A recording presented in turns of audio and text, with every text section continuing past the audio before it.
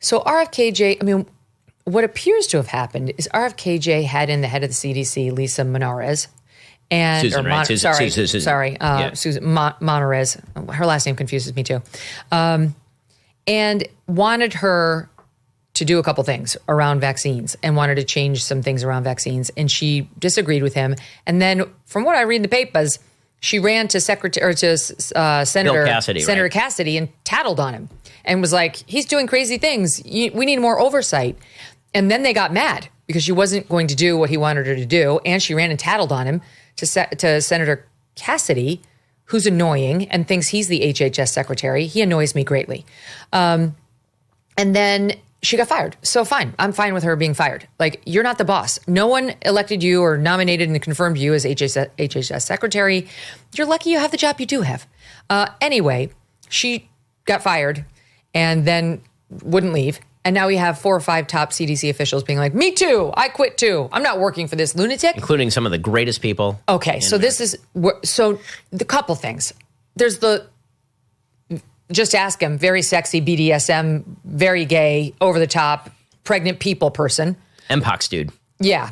Mpox dude. Okay. I have zero use for somebody lecturing me on, as you would say, the science TM, who's using the term pregnant people and pronouns and saying, I can't stand the rice and their erasure of the trans community. Okay, stop.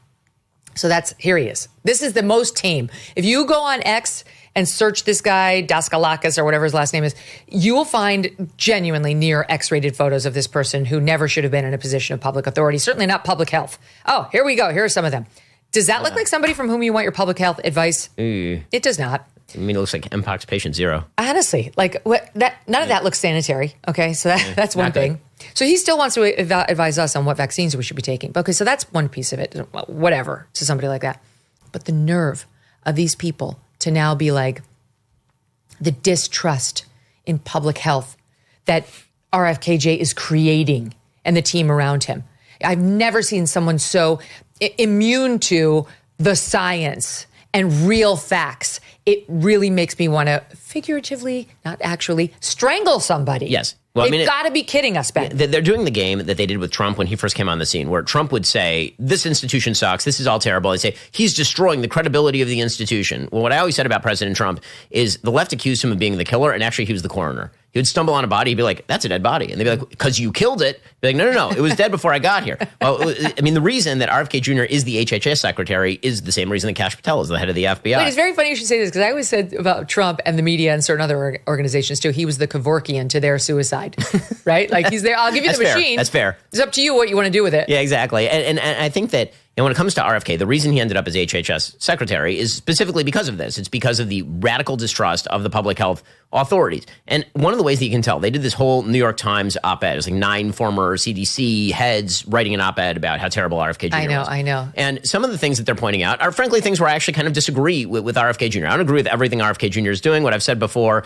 is that, RFK Jr., I like him. I feel like he needs to take the Spinal Tap 11 down to like a Spinal Tap 7. Right? Like everything is always all the way to the top. But when it comes to completely defunding, for example, all mRNA vaccine research, I think that the vaccine, obviously, not I think, it was clearly oversold. Right? We were lied to about the vaccine's ability to stop transmissibility of the virus. That obviously was untrue. And that was like an overt lie that was told by members of government. Its risks were and by undersold. Pfizer. And its risks were undersold, particularly for young people.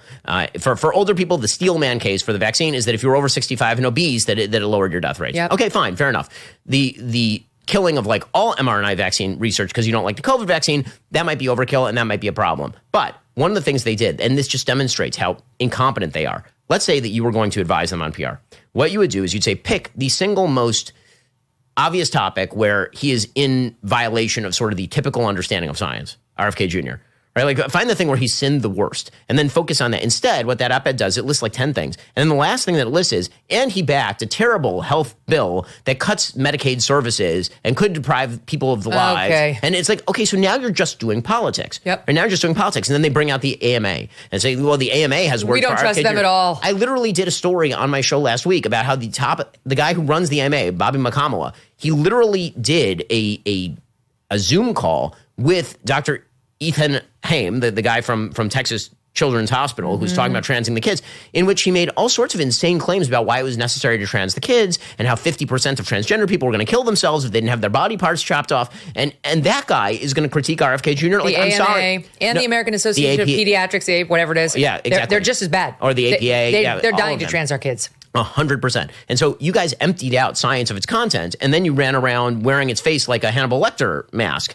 And then we're supposed to believe you. Like, that's not good enough. What you should do, again, you want to reestablish trust in science. What you should do is basically what we would call peer review, right? You should say, here's the thing he's doing. Here's the analysis of the data, and here is why it's wrong.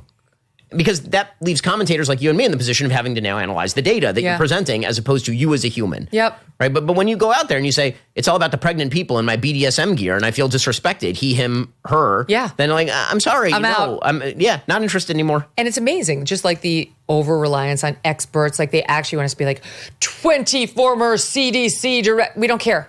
No one cares. You know no what? one cares. The CDC has humiliated itself. It has lost the trust of at least half of the country.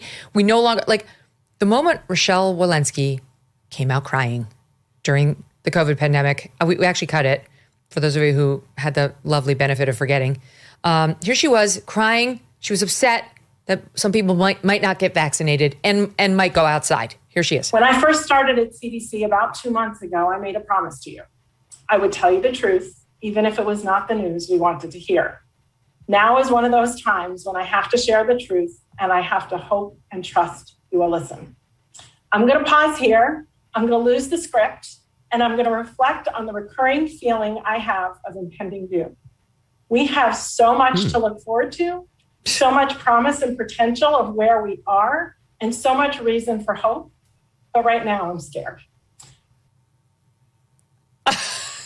Doom! Who gives a shit what Rochelle Walensky thinks about what's happening at CDC? It's ridiculous. And when they started with the whole "you must vax your kids" stuff again, against all available data, one of the things we knew like from the very beginning is that the virus was not hitting kids the same way that it was hitting old men, for example. Yep. And when they were like, you must vax your kids, like you've got to be kidding me. And so again, that's how you end up with RFK Jr. And there's been no HHS. accounting for it. No No admissions, no legal liability for the drug manufacturers, no terminations for the people who made up the quote science and shoved it down our throats and the throats of our children, endangered our children. How about like an apology? How about like, okay, so for me, when I tried to go along with the data during the early pandemic, and what that meant was I was always against mask mandates and vax mandates, where my company sued the federal government to try and stop the vax mandates. But I also said at the beginning, when they were arguing, and the Trump administration and Pfizer were arguing that it was going to stop transmission,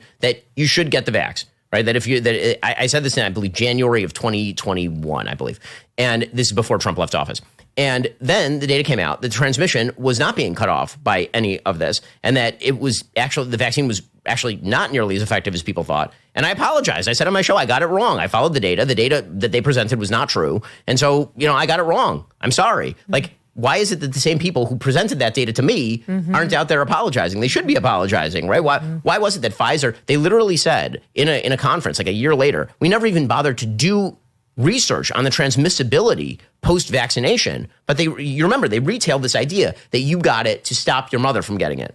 Right, which is the reason I got it. My parents were 65 at the time, and we were basically in California with them in kind of our own little bubble. Initially, if that were true, then you would want to get vaccinated if you're going to spend time with your elderly. And then parents. it was like, okay, if I'd had the info that we have now in retrospect, why would I have? That would have been silly. And when it came to my kids, I certainly didn't get my kids vaccinated, no matter how much pressure they were putting on, because the data just wasn't there. Same. But like, why is it that none of the public officials are willing to follow their own data? Right? Why won't they just say the thing that's true? Because the overselling is the problem. If they just came out and they said, listen, the vaccine didn't do what we originally said it was going to do, right? We were wrong, or we fibbed, or whatever it is. And now here's what we know, right? What we know is kids don't need it. Young people don't need it. It may do, it may have cardiac problems that are cardiomyopathy and all the rest of this, that it's a problem. But it's good for like if you're 65 and fat. Yeah. Right? Then we'll be like, they did. Now they want to be like, well, we disclosed that there was a risk of myocarditis at the time. It was in the most minuscule, low publicized, like minor press release you've ever seen. It was a CYA. The problem was much more pernicious behind the scenes. Vinay Prasad, again, who's working with McCary over at FDA, was one of the only ones out there saying, this is bullshit. This is a real problem. Like this is actually potentially life-changing or ending for teenagers. And this is insane that we're not telling people this. There's been no accountability for that. And for me, this is one of the reasons why, you know, we're sort of laying into people who see conspiracies everywhere, but they didn't get the vaccine. Like people who are hardcore, like I don't trust my government and I don't trust this. I remember some of them like texted me or not texted me, posted online after I said I got the vaccine, something like, we'll miss you when you're gone. And I was like, oh, wow, that's harsh. But, you know, I wound up getting an autoimmune issue from that fucking thing. And I wish I had listened to them. You know, sometimes when you're too trusting, and I was very trusting of these, I was like, well, the doctors, you're not, right? And of my doctor, who I do love, but he loved the vaccine. Yeah, well, I mean, but I think this is also the danger on all sides of trying to analyze information. We can say, well, yeah, they didn't get the vaccine, and that's true, and they got that one right. But also, does that mean that you're going to listen to them when it comes to, you know, a broken leg? Like you do have to sort of analyze each one of these issues independently. That's what makes it so hard. It's a very hard informational environment. I think part of what our entire society is struggling with is how do you analyze this fire hose of information that's coming from all available sources, including AI, which may actually be trying to actively mislead you? All right, exactly. And how do you then deal with that? And I think that honestly, in some cases, you're just going to get it wrong. Like nobody has a perfect record. I think is the best thing. And if we all recognize we don't have perfect records, then we can say, okay, well, you know, here's what I got wrong. Here's why I got it wrong, and hopefully I won't get it wrong in the future. But one of the things that tends to happen on social media and also in the commentariat is you get one thing right that was very heterodox and 99 things wrong, but we pay attention to the one thing that you got right, and that happens on all sides. And you know, again, consider the source of your information. Doesn't mean that it's always going to be the same source. Right? Nobody is gospel, right? Yeah. But it's. I'm not going to pretend like it's not hard. Of course, it's hard. I know. Gosh, it's harder than it should be. Most people don't have the time, right? They don't. People ask me this all the time, given the business I'm in, and I'm sure you get it too. Just like how am I supposed to like know what's real? And I always say the same, which is like it's not just because I'm in this lane, but you have to find the person or the handful of people you trust. That's it. Like, don't trust a big platform. I wouldn't anymore. I wouldn't at all. I would never just say, I trust CNN for the news or Fox News either. But I do have certain individuals, you're among them, who I trust not to actively mislead me and whose brain I've come to say, that's reliable. You know, like that, that brain analyzes information much in the same way I want to analyze in the way my own aspires to. And so you get that. That's sort of how I curate my own news feed, which I would say, right or wrong on everything, like, I think we have a high grade on our overall accuracy. When inflation jumps, when you hear the national debt is over $37 trillion, do you ever think maybe now would be a good time to buy some gold? Well, you'd be right. Whether as a hedge against inflation, peace of mind during global instability, or just for sensible diversification, Birch Gold Group believes every American should own physical gold. And so they created something special. Until September 30th, if you're a first-time gold buyer, Birch Gold is offering a rebate of up to $10,000 in free metals on qualifying purchases. To claim eligibility and start the process, request an info kit right now. Just text MK to 989898. Plus, Birch Gold can help you roll an existing IRA or 401k into an IRA in gold, and you're still eligible for a rebate in free metals of up to 10 grand. So make right now your first time to buy gold and take advantage of a rebate up to $10,000 when you buy before September 30th. Text MK to the number 989898 to claim your eligibility and get your free info kit. Thanks so much for watching. If you like what you just saw, hit the subscribe button for more clips and full episodes.